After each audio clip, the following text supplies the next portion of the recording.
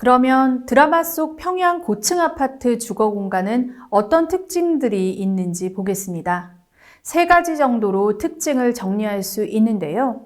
도시 경관의 입체화, 개별 공간의 분리, 좌식에서 입식으로의 이행 등을 꼽아볼 수 있겠습니다.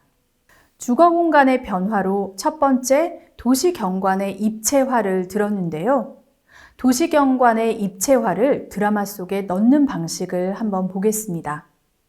왼쪽 사진은 드라마 기다리는 아버지에서 주인공 어린이가 다니는 경상유치원 건물인데요. 평양 중구역에 있는 최신 시설의 유치원으로 김정은 시대에 만들어졌습니다.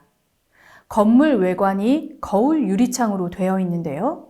즉 보는 사람의 시선에서 건물에 비친 거울 유리창으로 맞은편에 고층 아파트가 보이도록 하는 것입니다.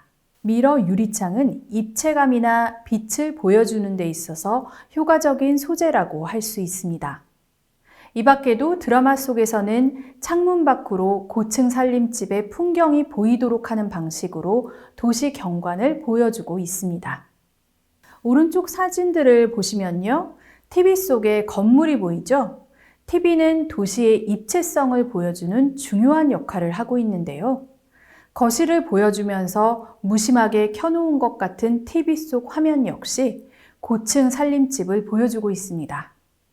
마치 외부 경관이 이 공간 안에 속한 것처럼 보이는 효과를 주고 있습니다. 왼쪽 장면은 인민의 시선이 스카이라인을 향하고 있는 것을 보여주고 있는데요. 대형 건물 사이에 전광판을 세우고 뉴스를 중계하고 있습니다.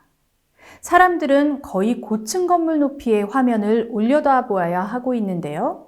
사실상 너무 멀리 떨어져 있어서 이것이 현실감이 있는 것인지는 잘 모르겠지만요. 이 드라마에서는 반짝이는 높은 건물들을 보여주기 위한 의도적인 배치라는 것을 알 수가 있습니다. 드라마 전반에 도시의 입체성이 배치되어 있다고 할 수 있겠습니다. 오른쪽 사진을 보시면 드라마 우리 이웃들의 주인공인 승강기 운전공이 있습니다. 엘리베이터 안내원이라는 의미인데요. 여기서 승강기는 고층 아파트의 정체성을 보여주는 것입니다. 수직으로 연결해주는 매개물이죠.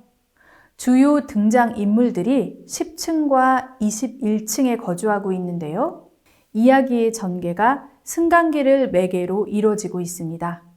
이 역시 도시의 입체성을 보여주는 장치라고 할 수 있습니다.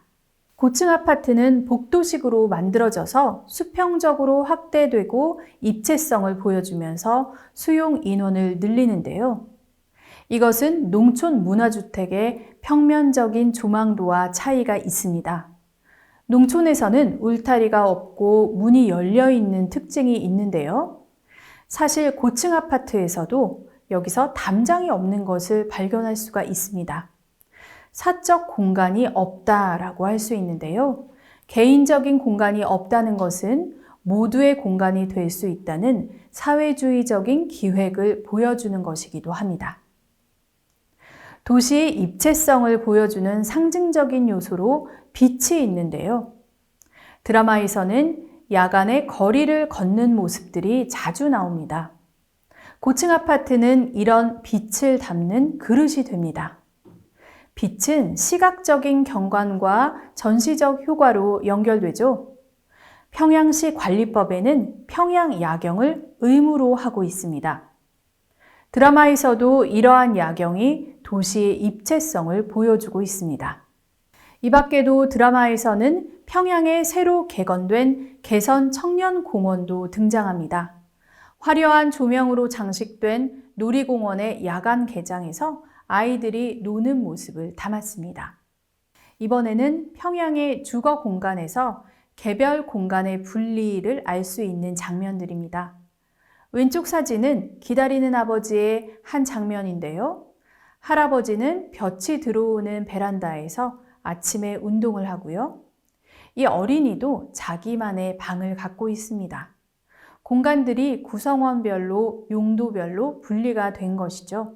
북한 드라마 북방의 노을에 나오는 자강도의 농촌 문화주택을 보면 낮은 울타리가 있고요. 이웃들이 찾아와서 집안에 아무도 없나 하고 쳐다보기도 합니다. 밖에서 집에 사람이 있는지 다 보이고 아무나 드나들 수 있다는 것을 보여줍니다. 방은 구획이 나뉘어 있지만 방문이 없습니다. 사적 공간이 없다고 할 수 있는데요. 공간이 열려 있기 때문에 가구들도 용도 구분 없이 나란히 배치되어 있는 것과 지금은 달라졌다고 할 수 있죠. 오른쪽 사진은 우리 이웃들의 장면인데요.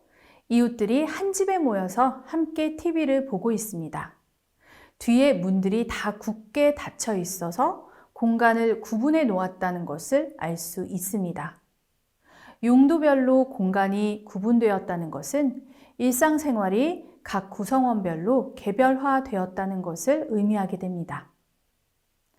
이렇게 주거 공간이 개별 공간으로 분리되었다는 것은 사적 공간화라고 할 수 있는데요. 이것은 개인주의적인 주거 소비 문화의 물리적인 환경 요소가 되었다고 할 수 있습니다. 특히 부엌과 공부방의 독립이 의미하는 것은 기존에는 세대주 중심으로 공간을 점유했다면 여성과 아이들의 공간이 보장되었다고 할 수 있는 것이죠. 이번에는 평양의 고층 아파트 주거 공간이 좌식에서 입식으로 바뀌고 있는 장면들을 볼 텐데요. 우리 이웃들의 한 장면을 보면요. 김정은 시대에 지어진 중구역 고층 아파트에는 뒤로 의자들이 놓여 있습니다. 하지만 사람들은 의자에 앉지 않고 의자 앞 바닥에 앉아 있죠. 몸은 아직도 바닥에 앉아서 생활하는 좌식 생활에 익숙한 것입니다. 외부 사람들이 아무 때나 편하게 다른 사람의 집에 찾아오고 대접을 요구하는 것을 보면 아직 사적 공간화도 덜 이루어지고 입식 문화에도 덜 익숙한 모습이 보입니다. 오른쪽에 나오는 21층에 사는 이 집도 마찬가지예요. 입식 의자와 식탁이 있지만 낮은 상을 차려서 식사를 합니다.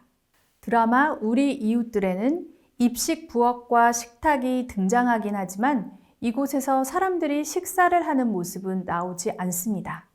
주거 공간은 입식으로 바뀌었고 사람들은 아직 좌식 생활에 익숙한데요. 그래도 입식은 북한에서도 새 시대의 요구라고 말하고 있습니다. 드라마 북방의 노을에서는 농촌 문화주택 마을을 모두 헐고 새 집을 다시 짓는데요. 새 시대의 요구에 맞게 입식으로 건설한다라는 구호를 내세우고 있습니다.